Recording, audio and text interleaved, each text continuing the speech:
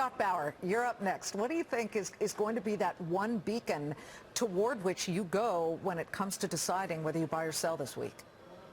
So as an investor, Liz, looking at a little bit longer term, not as a trader for the day-to-day move, I want to see the PMI and the ISM numbers which come out on Friday. So after the Fed, after these big guys report their earnings. Because what we've seen in the market up to now is kind of an ebony and ivory type of situation where the consumer has just been strong, has just been fantastic. Yeah. But we've seen some cracks in the armor there on the business side, on the manufacturing side. Well, yeah.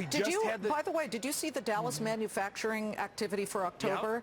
Yep. Oddly, we have the new orders lowest since July of 2016. Exactly. Went negative, yeah.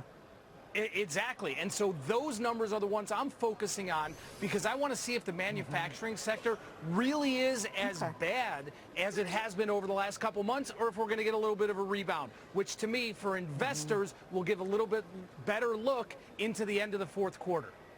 Great to see you guys. Thank you very much. Yeah. The great Scots and the great Phil Flynn. We'll see you next time, guys.